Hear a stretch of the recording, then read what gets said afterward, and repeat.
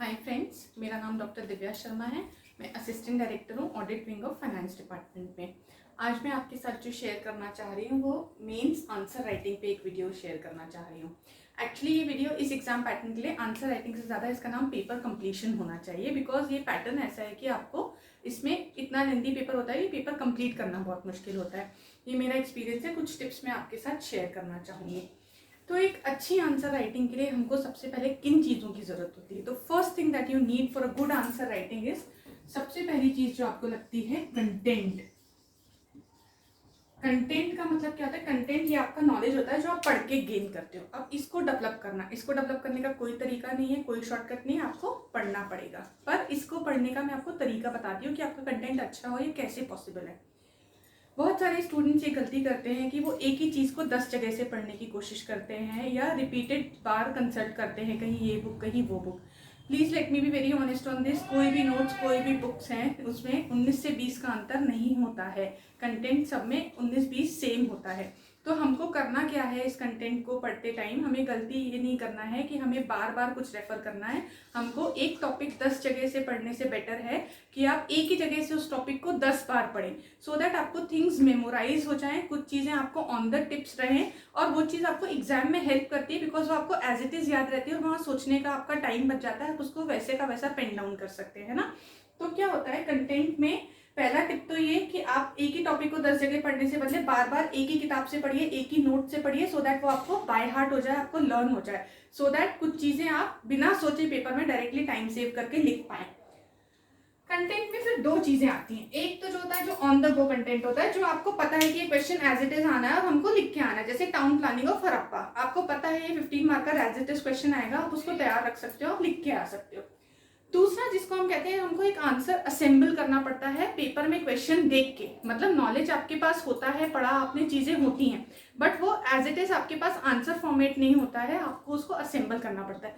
जैसे for example कैसे question आया, सपोज कोई क्वेश्चन आया कल्चरल हेरिटेज ऑफ एमपी, है ना, कल्चरल हेरिटेज ऑफ एमपी पे कोई क्वेश्चन आया। अब this is very very very wide, मतलब ये हमने सबने पढ़ा होता है, हमने एमपी के आर्ट फॉर्म्स पढ़े होते हैं, पेंटिंग्स पता होती हैं, मेले पता होते हैं, डांसेस पता होते हैं, आर्किटेक्चरल हेरिटेज पता होता है हमको, है ना। ये सब हमको पता है, ये सब कल्चरल हेरिटेज का पार्ट होता है, ये हमने सबने अलग अलग पढ़ा होता है, लेकिन हमको इस कंटेंट को असेंबल करके ये एक आंसर बनाना पड़ता है ना। तो इसको हम असेंबल कंटेंट कहते हैं, जो आपको सोच के रखना पड़ता है कि अच्छा ये क्वेश्चन आएगा तो हमें यहाँ से ये चीजें उठा के इस आंसर को फॉर्मेट करना है ताकि हमारा आंसर अच्छा बने और कंप्लीट बने, ठीक है।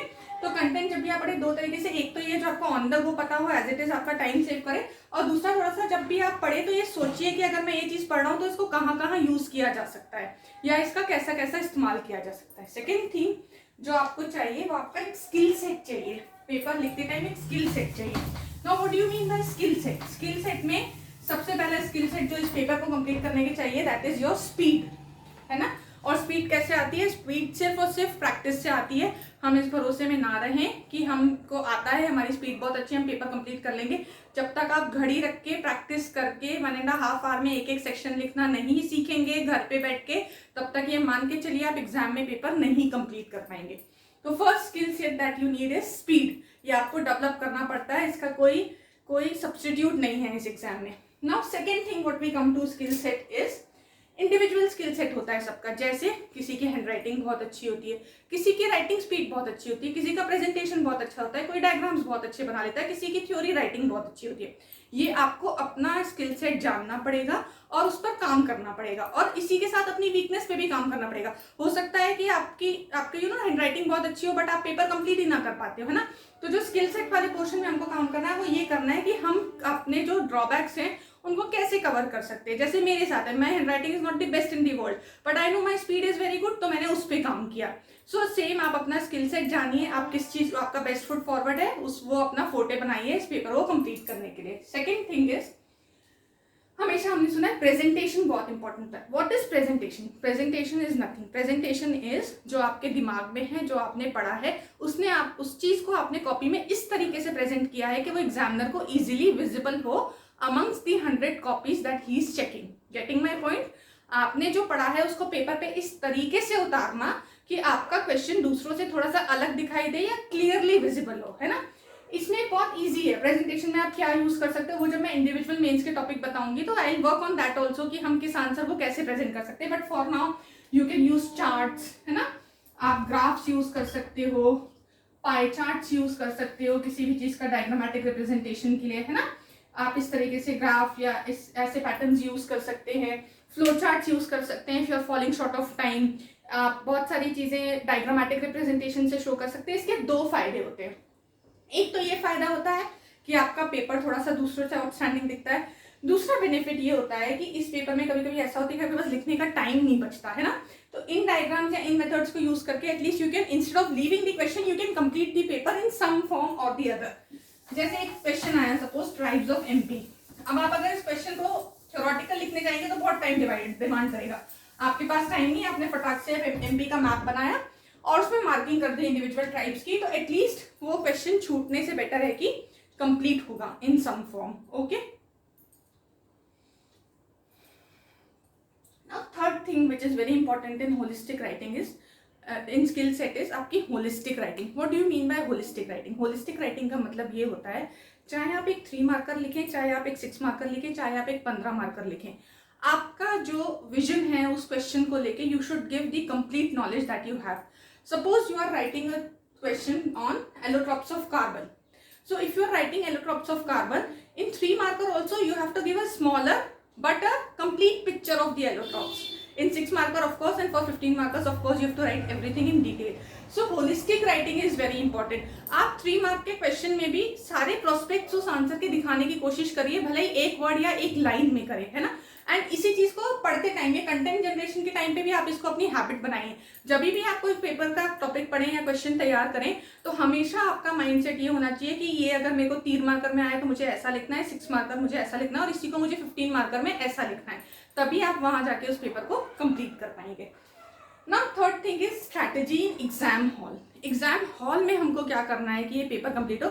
This is my strategy, anybody can differ from this, but ये मैं अपना एक्सपीरियंस है सिंपल जो आपके साथ शेयर कर रही हूँ। दिक्कत आती है फर्स्ट, सेकेंड और थर्ड पेपर में। फोर्थ, फिफ्थ, सिक्स में आपको टाइम की एज सच कोई प्रॉब्लम नहीं होती है, आप आराम से लिख सकते हैं। तो मैं फर्स्ट, सेकेंड और थर्ड पेपर का ही पैटर्न आपको यहाँ बता के शेयर करती हूँ। 300 मार्क्स का होता है section A section B, 150 marks का ये होता है, 150 मार्क्स का ये होता है। हमको ईच सेक्शन में 28 क्वेश्चंस लिखने होते हैं। कैसे? 15 क्वेश्चंस ऑफ 3 मार्क्स जो कि आपको 45 मार्क्स देता है। Then you write 6 questions of 10 marks जो कि आपको 60 मार्क्स का पेपर देता है। And then you write 3 questions of 15 marks जो कि आपको अगेन 45 मार्क्स का पेपर देता है ना। ये कंप्लीट आप 28 क्वेश्चंस लिखते हो 1.5 आवर्स में, 1.5 आवर्स में, ठीक है। तो 1.5 आवर्स मतलब 90 मिनट्स में आप ये कंप्लीट करते हो। तो इसमें ये मेरी स्ट्रैटेजी, हमको कैसे अपना टाइम डिस्ट्रीब्यूशन रखना है। इन 3 क्वेश्चंस को हमको 10 मिनट एक क्वेश्चन को देना ही देना है। See the most scoring part of this paper is एक ये वाला सेक्शन और एक ये वाला सेक्शन। क्यों? क्योंकि इसमें क्या होता है, कई बार डायरेक्ट फैक्चुअल क्वेश्चंस आ जाते हैं, आप उसको सही लिखा आपको पूरे 3 में से 3 नंबर मिल सकते हैं, चांसेस रहते हैं। और इस पार्ट में क्या होता है, जब आप 15 मार्कर लिखते हो 10 मिनट यूटिलाइज करके, तो आप एक अच्छा आंसर अगर फॉर्मेट करते हो तो आपके पास 12-11 नंबर स्कोर करने के भी चांसेस रहते हैं, है ना। ये वाला जो पोर्शन होता है इसमें क्या होता है कि ये थोड़ा कम स्कोरिंग हो जाता है, because even if you right brilliantly, अगर आप इसको कोई ब्रिलियंटली भी लिख दोगे, ये 10 क्वेश्चन जो है, सॉरी ये 10 क्वेश्चन 6 मार्कर्स रहते हैं, अगर आप इसको ब्रिलियंटली भी लिख दोगे तो आपको 4-4.5 नंबर मिलेगा, उतना मार्जिन नहीं रहता स्कोर करने का, इसलिए मैं कह रही हूँ, है ना। बट ऐसा नहीं, हमको नेग्लेक्ट नहीं करना है इस पोर्शन को, बिकॉज स्कोरिंग तो ये भी होता है, ठीक है। So most scoring is these 2 topics. तो आपको 10-10 मिनट का टाइम तो इन 3 क्वेश्चन को देना ही देना है। दैट मीन्स आपको करीब 30 मिनट्स इन्वेस्ट करने हैं इन 3 क्वेश्चंस को लिखने में, राइट। अब ये क्वेश्चन जो मैं आपको सजेस्ट करूंगी कि आप इन क्वेश्चंस को 3 मिनट एक क्वेश्चन को दीजिए, 30 मिनट्स में आप इस क्वेश्चन को लिखिए। इस वाले पोर्शन को आप कोशिश करिए कि आप 20 मिनट्स में कवर करें, मतलब 1 से 1.25 मिनट में आपको एक क्वेश्चन इसका कंप्लीट करना है, which is very easy to complete, no issues at all, है ना। 1-1.25 मिनट में आप आराम से लिख सकते हो 3 मार्कर। अब आप जब इस टाइम को टोटल करोगे तो आपके पास एक 10 मिनट्स का बफर टाइम बच रहा है। 10 मिनट्स का टाइम मैंने इस पैटर्न में आपको एक्स्ट्रा बचाया है ना। 10 मिनट्स का टाइम एक्स्ट्रा बचाया है, दिस मेक्स इज 70 मिनट्स है, आपके पास 90 मिनट्स थे। तो ये मैंने क्यों रखा है 10 मिनट्स का टाइम एक्स्ट्रा, मैं इसका रीजन बताती हूँ आपको। सॉरी 80 मिनट्स बन रहा है। इस 10 मिनट्स को हमको 2 चीज़ों में यूटिलाइज करना है। 2 चीज़ें ये क्या है आपको बताती हूँ। When you are writing your paper, 5 minute का टाइम आप लीजिए अपने आप को असेंबल करके ये देखने के लिए कि आप सही सेक्शन में लिख रहे हैं। सेक्शन ए का पेपर सेक्शन ए में लिख रहे हैं, सेक्शन बी का सेक्शन बी में लिख रहे हैं। जब आपका पेपर कंप्लीट हो, take time to take a scale, take a ruler, underline your important facts. Underlining के लिए यूज करिए। आंसर कंप्लीशन के बाद आंसर कंप्लीशन पे अंडरलाइन करिए। ये चीजें हमको लगता है ये बहुत चाइल्डिश है बहुत, बट ये आपके पेपर को थोड़ा सा नीट बना देते हैं, थोड़ा सा प्रिसाइज बना देते हैं, थोड़ा पेपर साफ सुथरा दिखता है, दूसरों से अलग दिखता है ना। तो 5 मिनट का टाइम हमको इस चीज के लिए यूटिलाइज करना है। जो बचा हुआ 5 मिनट है वो मैं आपको बताती हूँ आपको किस चीज के लिए यूटिलाइज करना है।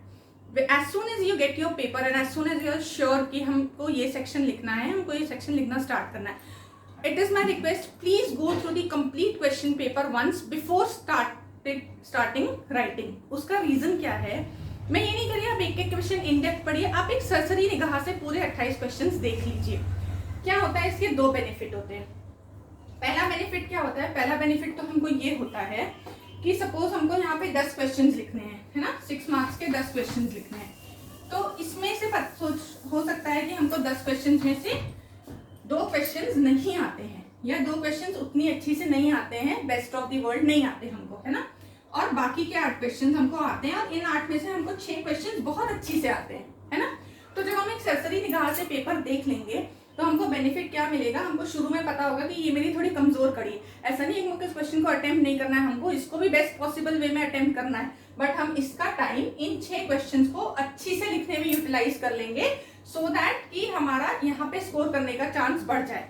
पहला बेनिफिट तो ये होता है पेपर शुरू करने के पहले पेपर को एक बार देख लेने का। दूसरा बेनिफिट मैं आपको बताती हूँ क्या होता है। कई बार ऐसे क्वेश्चन आते हैं जो होते बहुत ईजी हैं लेकिन उनका ऑन ड गो आंसर आपको नहीं पता होता। जैसे एक मेंस में क्वेश्चन आया था ग्रीन बिल्डिंग का concept, what is green building concept, बहुत इजी कंसेप्ट है। आप सोलर पैनल्स यूज करेंगे, डे लाइट सेविंग करेंगे, आप एलिवेटर्स उस लिफ्ट में मिनिमाइज करेंगे यूज, पेपरलेस ऑफिस रखेंगे, वर्टिकल गार्डन्स रखेंगे, है ना, ये बहुत सिंपल चीज है। बट ये जब आप आंसर आप एकदम से सोचेंगे कि अरे ग्रीन बिल्डिंग का कंसेप्ट क्या है, तो आपके दिमाग में नहीं आएगा। जब आप शुरू में इस पेपर के थ्रू जाएंगे और आपके दिमाग में रहेगा कि भाई मुझे ग्रीन बिल्डिंग पे एक आंसर लिखना है, तो subconsciously you will start thinking about the points कि जब तक मैं वहां पहुंचूंगा मेरे पास 4-5 चीजें तैयार होंगी जो मुझे इस आंसर को फ्रेम करने में हेल्प करेंगी, है ना। तो इसके 2 बेनिफिट होते हैं। तीसरा बेनिफिट फास्ट राइटिंग और व्यवस्थित राइटिंग। तीसरा कंसेप्ट जो फास्ट राइटिंग या व्यवस्थित राइटिंग का एक मैं आपको बताती हूँ। हमेशा जब भी आप कोई ऐसा क्वेश्चन प्रिपेयर कर रहे हैं जो कि किसी इंसिडेंट्स पे बेस्ड है, या जैसे कोई रिवोल्यूशन है, suppose it is industrial revolution या it is downfall of Mughals, या इस टाइप का जब भी आप कोई क्वेश्चन जो किसी इंसिडेंट या किसी रिवोल्यूशन पे बेस्ड है, always make a habit of studying it under 4 heads: political impacts, social impacts, economic impacts and cultural impact. Always make a habit, जब भी आप कोई इस तरह का क्वेश्चन पढ़ो तो आपके पास उसका इन 4 हेड्स के अंदर आंसर फॉर्मेशन होना चाहिए, है ना। तो क्या होता है कि जब आप एक लॉन्ग आंसर लिखते हैं मेंस में अपना, तो ये थोड़ा सा आपका व्यवस्थित आंसर बन जाता है। खुद भी लिखते टाइम नहीं भटकते, आप ओवरराइट नहीं करते और आप टू द पॉइंट अपनी बात को कन्वे कर पाते हैं, पहली चीज। दूसरी चीज, ये हमको हेल्प करता है हमारा आंसर एक समराइज फॉर्म में जल्दी फिनिश करने के लिए, है ना। कई बार हमारे साथ ये हो जाता है, हम सबके कोई फेवरेट सेक्शंस होते हैं हर एक पेपर में, है ना। किसी को साइंस टेक अच्छा लगता है, किसी को इकोनॉमिक्स अच्छा लगता है, तो हम उसका जो 90 मिनट का टाइम है हम उसको ओवरडू कर जाते हैं और हम ये बात भूल जाते हैं कि 150 मार्क्स हमको दूसरा सेक्शन भी दिलाएगा, है ना। उस पर भी हमको उतना ही फोकस देना है, because that is a different copy, वो डिफरेंट जगह चेक होगी और वहां उसका डिफरेंट इवैल्यूएशन होगा, है ना। तो उस चीज को अवॉइड करने के लिए अगर हम इन पैटर्न ये पढ़ते टाइम में अगर ये हैबिट फॉर्म करेंगे तो ये हमको आंसर राइटिंग में काफी हेल्प करता है। सेकेंड थिंग,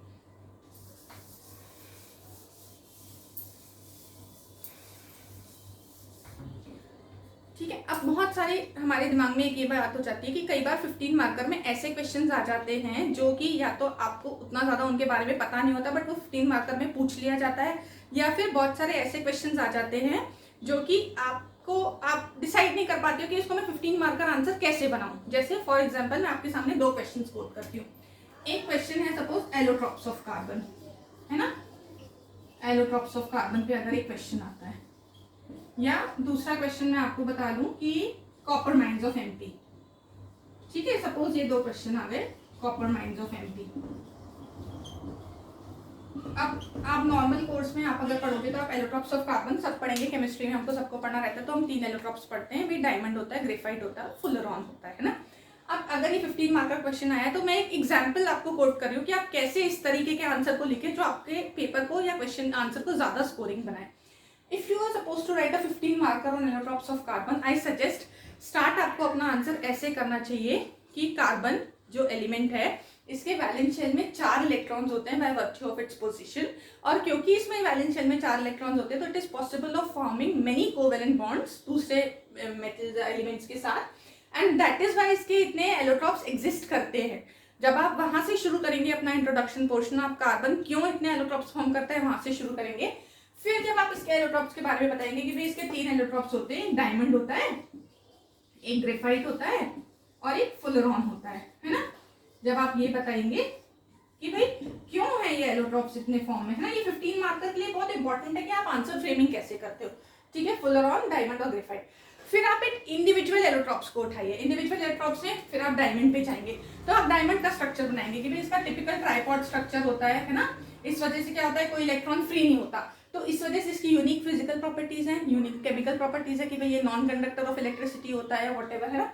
फिर आप ग्रेफाइट पे जाएंगे तो भाई ग्रेफाइट का आप बताएंगे कि इसका हेक्सागोनल शीट वाला स्ट्रक्चर होता है ना, तो इस वजह से इसका एक इलेक्ट्रॉन फ्री रहता है, तो इसकी अपनी यूनिक प्रॉपर्टीज होती है, फिजिकल प्रॉपर्टीज होती है, केमिकल प्रॉपर्टीज होती है। फिर आप फुलरॉन पे जाएंगे तो भाई ये मैन मेड है इसका एलोट्रॉप, इसमें नैनो ट्यूब्यूल्स होते हैं ना, ये बहुत स्ट्रॉन्ग मटेरियल होता है। जब आप इंडिविजुअली एक एक एलोट्रॉप को इस तरीके से एक्सप्लेन करेंगे इंडिविजुअल हेडिंग्स के अंदर कि भाई इसकी फिजिकल प्रॉपर्टीज ये है बिकॉज ऑफ दिस रीजन, इसकी ये है, तो आपका आंसर थोड़ा सा आउटस्टैंडिंग दिखेगा, है ना।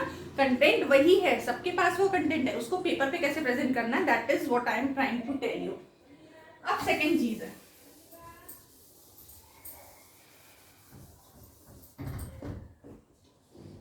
जब ये वाला क्वेश्चन आया copper mines of Madhya Pradesh, तो हमको सबको पता है मनाजखंड माइन है, बालाघाट के पास है, ओपन माइन है, उसकी समस्याएं क्या क्या है।